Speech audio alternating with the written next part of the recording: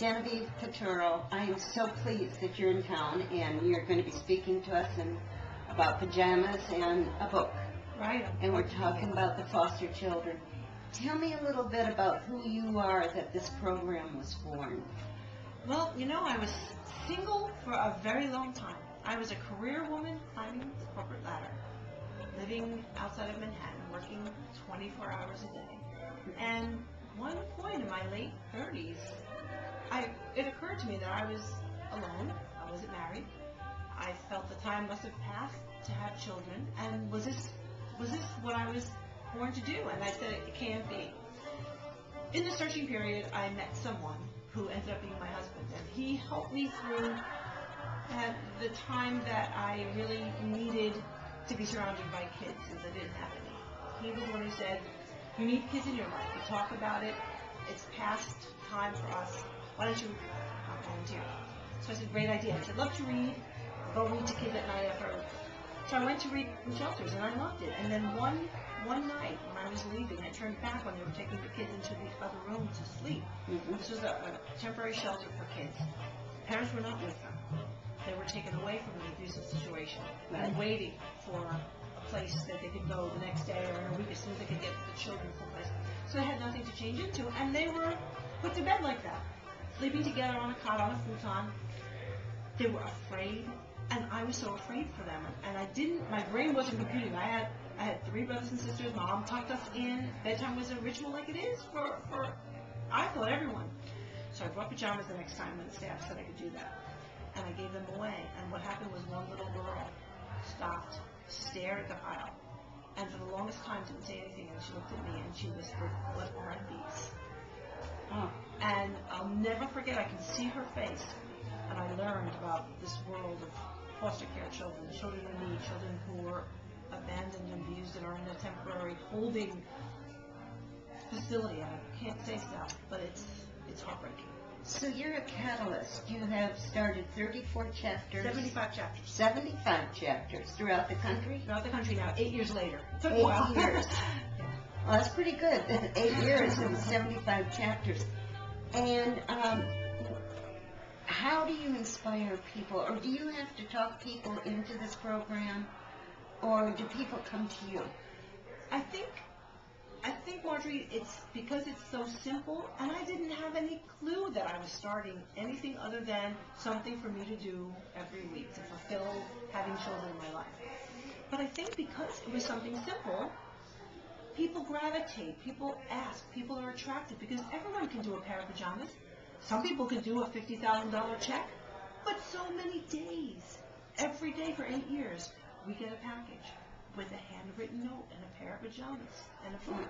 And I know somebody took it out of their bread money, and I know somebody's hoping one more child will get a pair of pajamas that didn't have them last night, and it's true. You're providing pajamas and a book for the kids to read. Can you see any solution to our foster care children? Can you see any hope, any place, safe place for them? Well, I can tell you what keeps me going. Every now and then, I need a success story. Somebody will call and tell me, I know why you're doing what you're doing. I lived in an orphanage for 5 years, 10 years.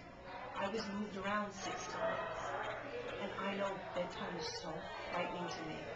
And I'm so glad that you are giving a child a pair of pajamas and a book, because to close your eyes and be afraid, you don't have your mom, even if it wasn't a good situation, I wanted my mom, she would tell me. I didn't know where they were going to put me tomorrow.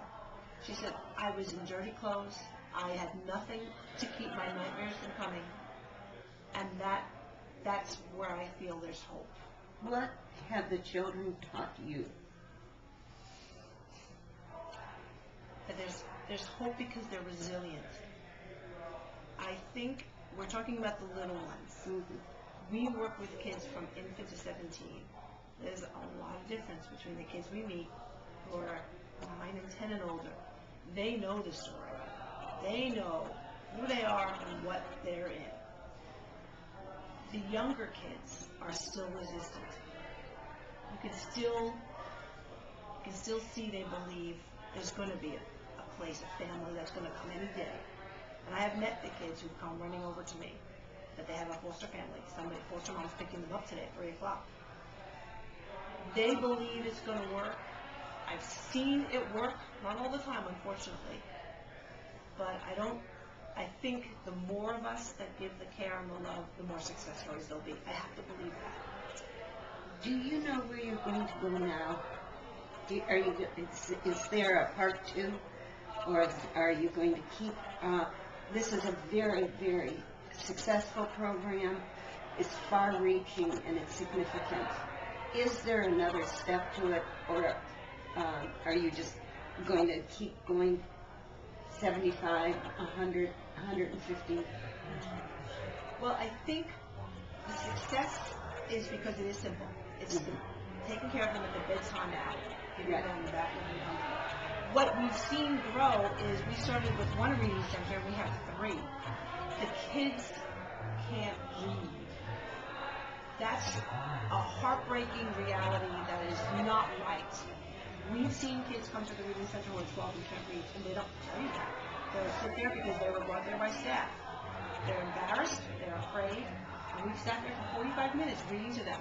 12-year-old kids who we think are reading. Yeah. And then 6 months later, they're fighting with me. He read more. How come he read 2 pages? I only read 1, Miss Jenny.